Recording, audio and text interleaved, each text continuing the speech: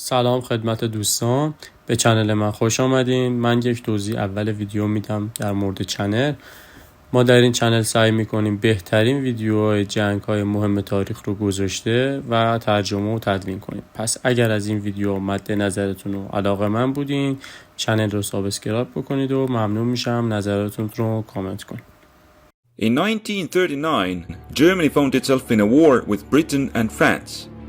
At that time, the strength of the sides was similar, but the Allies had a significant long-term advantage and in the following years could field a much stronger army. Germany's only chance for victory was to defeat the Allies as soon as possible. It set out for an all-out attack. This video is sponsored by War Thunder. More on that later. For the Western campaign, the Germans had less than 3 million men in 135 divisions. France had 2,200,000 men in 104 divisions. They were supported by the British Expeditionary Force with the size of 500,000 men. This made the Allied and the German forces roughly equal. France had prepared to defend its borders. Its southern flank was covered by the Rhine River and the Vosges Hills and needed few additional defenses. Further north, the Franco-German border didn't have the benefit of natural obstacles. Here, the French had built the strongest defenses on the Maginot Line, which was held by significant forces. The mobile divisions of the French army and the British forces were on the Franco-Belgian border. They could be used to hold the northern part of the French border or to reinforce the Maginot Line or the Belgian army if Germany was to invade.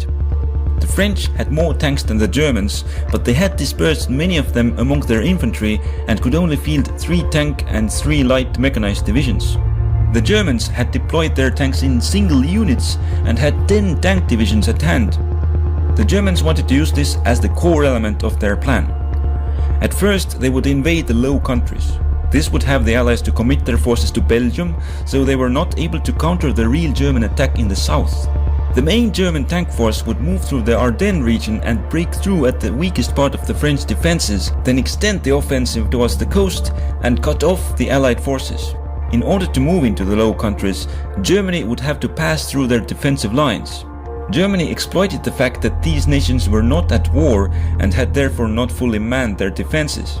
They were able to launch an airborne assault and capture a section of both Dutch and Belgian lines. Now the paratroopers had to hold out until they would be reinforced by the land forces. Learning of the German invasion, the Allies now had to decide how to intervene in Belgium. They could move part of their forces into western Belgium, or they could deploy most of them in the central part of the country. They wanted to give Belgium maximum assistance and went for the latter. They also sent part of the troops to help the Netherlands, fully deploying their forces. In Belgium, the Germans were able to link up with their airborne troops. With Belgian defenses breached, the Belgian army began pulling back to central Belgium. In the north, the Germans advanced into the gap between the Belgian and the Dutch defenses and linked up with the paratroopers holding part of the Dutch line. This allowed them to move part of the tank forces behind the Dutch main line. When the Germans threatened to launch a terror bombing campaign against the Dutch cities, the Netherlands surrendered. At the same time, the tank divisions further south had overrun Luxembourg and pushed aside the Allied screening units. Soon they reached the prepared French defensive lines. The Germans launched a massive aerial bombardment. The French second-rate divisions could not withstand the attack by the best German units, and the Germans were able to breach the defenses. The French thought that the Germans wanted to outflank the main body of the Maginot Line by moving south and concentrated on that direction. Seeing that the French western flank was barely covered, the German tank commanders took a risk and moved forward without waiting for their infantry. The Allies were surprised by the German breakthrough, but they now knew that this was the main German attack. They began redeploying their reserves to that area. At the same time, they ordered the troops in Belgium to fall back in order to put them into a better position and free up some divisions. The Allies did not know whether the Germans were moving towards Paris or the Channel coast, and had to cover both directions. For that, they could use the 3 tank divisions located in the area. But the question was, where should they make the stand? The French believed that the German tanks will wait for their infantry to consolidate and therefore won't be moving very fast. As a result, they believed that they had the time to prepare defensive positions on the Oise River. The German command had indeed ordered their tanks to slow down, but the German tank commanders had ignored the orders and continued to advance. They moved much faster than the French had expected, and the Germans encountered the French units as they were still assembling. This caught the 1st French Armored Division off guard, and it was destroyed, while the 2nd Division was dispersed and overrun. The 4th Tank Division was not on the main axis of the German advance and was able to cover the assembly of the French troops on the Paris direction. The German tanks now needed for their infantry and supplies to catch up. As a result, the advance of the German tanks slowed down, and in the following days they were able to take only limited territory. The Allies were in the process of finishing the withdrawal in Belgium, and they were able to deploy troops to cover the Paris direction. But they hadn't had the time to put their troops between the Germans and the Channel. They decided that their best hope was to attack the German spearhead from 2 sides and encircle it. However, their light mechanized divisions were still pinned down on the front, and with 2 of their tank divisions destroyed, they lacked the sufficient strength. As a result, the Allies were only able to undertake limited counterattacks. First one was by the 4th Tank Division, but it didn't have much effect. Meanwhile, the Germans had consolidated their lines and finished the resupply.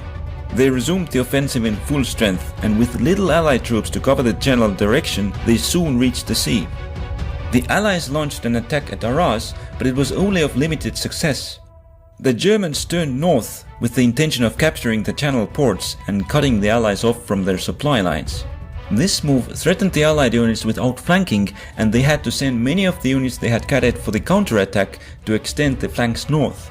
As a result, the northern force was unable to launch the counterattack. At the same time, their forces in the south held their positions to have a chance to link up with the possible counterattack from the main French lines. The Germans ordered their units in the west of the pocket on defensive to meet the possible Allied breakout attempt. The French were deploying forces for an attack from the south, but as more of German infantry arrived to the sector, they needed more troops. But with the troops in the north without access to supply and being threatened with encirclement, it was impossible to wait any longer. Therefore, it was decided to evacuate the troops. They could attempt to break out or be pulled out by sea. As the Allies had become too weak to attempt a breakout, it was decided to pull their troops out of the ports still under their control. The Allies began the retreat to the sea. The Germans attempted to break their lines and cut off part of their forces. As the Allied forces were leaving, the Belgian army was unable to resist the Germans on its own and surrendered. The Germans were able to cut off and encircle part of the French forces. Other troops managed to hold a solid front, reach the sea, and proceeded with the evacuation. The Germans pulled most of their forces back and started to prepare for their second attack on France. More than 300,000 Allied soldiers were able to be evacuated, but all of their equipment was lost. As the Allies weren't able to replace it in time, most of these soldiers didn't take part in the next phase of the Battle of France. Now the Germans outnumbered the French. The French were holding the positions on the Somme and Eun rivers. However, the Germans had established several bridgeheads which weakened the defense. To overcome that, the French could pull the main forces back to the next river line around Paris, but they decided against it. The French wanted to use the defensive advantage provided by the rivers in northern France to inflict significant casualties on the advancing German army in the hope that it would run out of steam. In order to do that, the French needed to avoid the breakthrough by the German tanks at all costs. The Germans did not want to give France any time to recover, and as soon as part of their forces got ready, they attacked. At first, the French plan worked, and they were able to fall back in an organized manner, but soon the first breakthrough happened. The German tanks broke through the French lines and reached the river Seine. The French were able to destroy the breaches and block their advance. But the German tanks now moved towards the sea and cut off part of the Allied forces. By then, the other part of the German forces had joined the attack. The French were able to slowly pull back, but eventually the German tanks were able to break through. The French troops west of Paris had been encircled and destroyed, and as a result, the Germans were able to cross the Seine unopposed, and the French lacked the troops to contain them. The French command was afraid that now their troops were going to be encircled, and ordered them to break contact with the Germans and move further south to make a stand on the Loire River. The defense of Paris was abandoned, but the withdrawal broke the cohesion of the French armies, and the German tanks were able to fully break through into the French rear. Germany wanted not to allow the French forces to escape and attempted to cut off and destroy as much of them as possible. With most of the French army moving on foot, the tanks could easily outmaneuver them. They pushed deep into the French rear, and many of the French units were caught or bypassed and dispersed. With most of the French army in the west in retreat, the largest portion of intact French forces were behind the Maginot Line. They had pulled a lot of the forces off from line into field divisions, which could pose a threat to Germans. The Germans set out to destroy them. They attempted to overwhelm the French defenders by attack from all directions. Their main force would move in from the west, while the tanks outflanked the line from the south. At the same time, they launched attacks through the weakened line from north and east. Meanwhile, the French had reached the Loire River in force and attempted to make a stand.